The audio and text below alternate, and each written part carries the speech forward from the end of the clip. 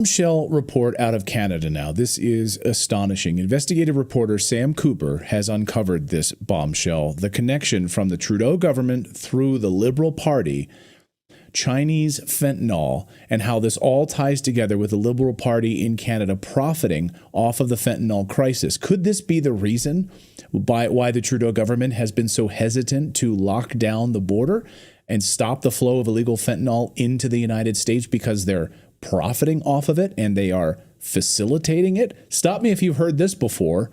This is unbelievable. David Krayden is joining us now, independent journalist out of Ottawa who writes at the Post Millennial. David, this is an unbelievable story. Can you help us unpack what this means? Phenomenal, Clayton. And as I described it, mind-boggling. I don't know what else to say, because here we have evidence that Sam Cooper has unearthed, and Sam has done some marvelous investigative work on Chinese interference in Canadian elections and politics. And he's come out and said that the Liberal Party is a prime recipient of donations from the drug kingpins, the fentanyl kingpins, who are making this noxious, toxic drug in Canada at super meth labs, super fentanyl labs, and exporting it, yes, south of the border and elsewhere. It's phenomenal because this implicates the RCMP, the much vaunted, some people think the greatest police force in the world, as implicitly involved in this. With CSIS turning a blind eye to this, with government agencies refusing to acknowledge that Canada is integral to the fentanyl problem, because it's not just that we have these labs set up in the Rocky Mountains of British Columbia.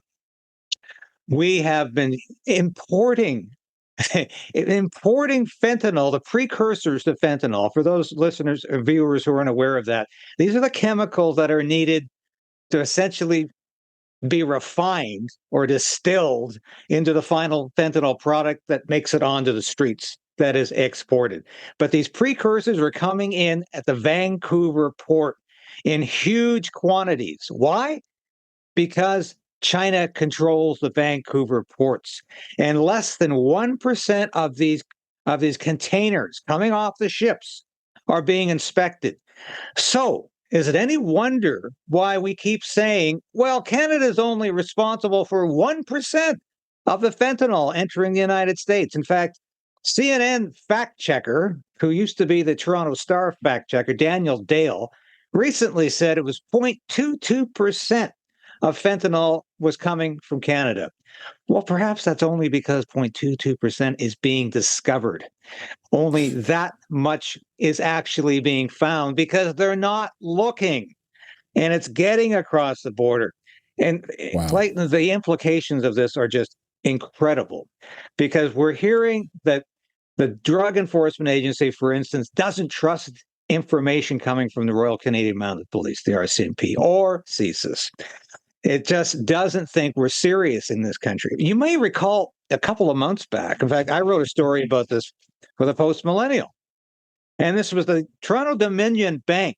This is a Canadian bank that works in the United States, operates in the United States, was fined $3 billion by the Justice Department for failing to monitor money laundering from, guess what? Fentanyl, terrorism, and human trafficking. Now, that was one of the last things the Justice Department under Joe Biden did in terms of huge prosecutions. Where was the Canadian government? Where was the Canadian Justice Department with a Canadian bank that was allowing this sort of activity to go on? It was actively complicit in money laundering for these illegal activities, and nothing happened in Canada. And that's what we're hearing, Clayton. The U.S. doesn't trust Canada because Canada doesn't prosecute. Canada doesn't even investigate these crimes. It never gets to court. And this is the primary problem. And this is why Donald Trump knows this too. He knows the fentanyl's coming in. He knows it's going undetected at the Vancouver ports. He knows it's getting across the border. And he knows the Canadian government's doing nothing about it except putting up its hands and saying, what's the problem here, Donald? It's all coming from Mexico. Canada's not a problem here. Clearly, the research that Sam and others are doing on this file indicate that Canada is not just a problem, it's a huge part of the problem. And we're not acknowledging this in Canada. We keep saying no big deal. And, to complicate matters, we can get into this in a second. Justin Trudeau is not delivering on his promise to secure the border. There's no boots on the ground. There's no 10,000 frontline personnel. He just appointed a fentanyl czar yesterday. But guess what? The former deputy commissioner of the Royal Canadian Mounted Police. He's been in the Trudeau cabinet as a deputy minister, as an advisor to Justin Trudeau since 2019. So this is another insider. This is another case of the fox. Fox is watching the chicken coop in Canada. This is not going to satisfy anybody. No, I mean, you have a corrupt liberal government that's profiting off of the delivery of fentanyl into the United States. You have the RCMP, the Royal Canadian Mounted Police, who are complicit in this. And now you're going to appoint someone from the RCMP to oversee this. I mean, it's laughable. I mean, it's stunningly laughable. I imagine Sam Cooper has the receipts on this. I mean, do we see direct payments here? I mean, how is this being funneled where the Chinese government is basically funneling this fentanyl into Canada and the Liberal government is profiting off of this? Do we know exactly where the profits are coming? I'm sure it's probably some sort of a money laundering plan, much the same way the Democrats have been profiting off the war in Ukraine in the United States and the money being funneled and money laundered. How are they profiting specifically? Well, I doubt very much we're going to see a bank transaction with fentanyl being the cause. But you've hit the nail on the head with the word money, or the phrase money laundering. That's exactly what is going on here, because this money is being immediately transferred largely in Toronto and Vancouver into real estate. This is why there's this housing bubble in Canada. This is another piece of this research, which is fascinating. Now, the Conservative leader, Pierre Poilievre, loves to talk about the fact that Canada has one of the lowest per capita real estate growth rates, housing rates in Canada. We produce less homes per capita than Japan, even though we've got this huge landmass. And Japan is just essentially a very small island. But Japan per capita is producing more homes, building more homes. Now, one of the reasons, of course, is the government takes 60% of the revenue it takes to create a home. And Poilievre is quite adept at pointing this out. The other reason is that real estate is so inflated in Canada. Vancouver is more expensive than any other city in North America, except New York and Los Angeles, or San Francisco. New York and it's third. Why is that? Because the housing market is so overblown, has become so bloated with fentanyl drug money being laundered.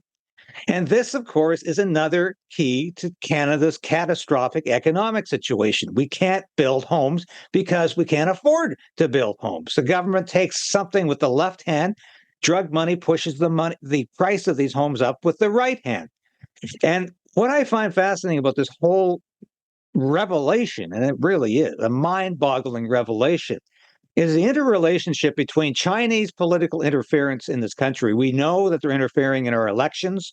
We now know that they're interfering in our port authorities, but they're creating a fentanyl crisis in Canada. They're contributing largely and greatly to the border insecurity. And they're also creating this phony housing crisis that we have in Canada, where people can't afford an apartment, can't afford to buy a home. And we have people literally in tents, in homeless encampments from Vancouver to Halifax. And this is all because nobody wants to point the finger at the chief cause, and that's fentanyl. So, the background on all of this right now, or the cloud hanging over all of this, is Trump's tariffs here at the end of February. So Trump on February 1st made this deal with Trudeau. You're going to send 10,000 troops to the border. You're going to lock down your border, and we'll delay this tariff. It seems like you and I have covered this over the past few weeks. It seems like that was a lie from the beginning. Well, now time is running out. I mean, we've only got a few more days left. We got half a month here. February is a short month. What do you think is about to happen? I think we're about to experience this, as Sam Cooper pointed out in his recent interview. We're going to have a Category 5 hurricane coming our way with tariffs. It's going to be nightmarish. And it's going to be entirely because Justin Trudeau has not taken this seriously. He got a 28-day reprieve. I don't think he had any intention of following through. He's appointed a fentanyl czar, who I think is completely unacceptable. It will be completely unacceptable to the US authorities, to the Trump administration. And Trudeau seems to know that. I do believe that he understands the economic catastrophe that tariffs will create. I think he welcomes it because it's an opportunity for the Liberal Party, as I've said time and time again, to play off the United States, to play against Donald Trump as this horrible nemesis for Canadians. And they don't have to run against conservatives in this country. They can run against Donald Trump and his administration in the States. Donald Trump has given Justin Trudeau a lifeline and the Liberal Party a lifeline with this threat of a tariff, because Trudeau and the Liberal Party have been able to mobilize Canadians around, some patriotic fervor and the idea that we have to fight back. But this is largely Justin Trudeau's doing because he doesn't take this issue seriously. We need to deal with this drug problem in Canada. We need to deal with this lack of security at the border, at the ports, and the fact that our institutions, our agencies no longer have any credibility on the international stage, especially with our most trusted trading, military, and economic partner, the United States. And if Trudeau thinks this is all going to blow over, he's sadly mistaken. Right. You do not underestimate Trump. Trump doesn't bluff. So you could start by examining 100% of the cargo shipping containers that are coming into Canada instead of just 1%. That would be a starting place. So we'll see what Canada does. Are they digging their own grave under this Liberal government there? It's astonishing. It really is. David Krayden, thank you for this. Really appreciate your analysis of this, and great job to Sam Cooper as well on this investigative report here and this fentanyl crisis that continues to be the scourge of Canada and the United States. David, great to see you. Nice to be back, Clayton, and we'll see you again soon. And thanks so much as always, David. I'll appreciate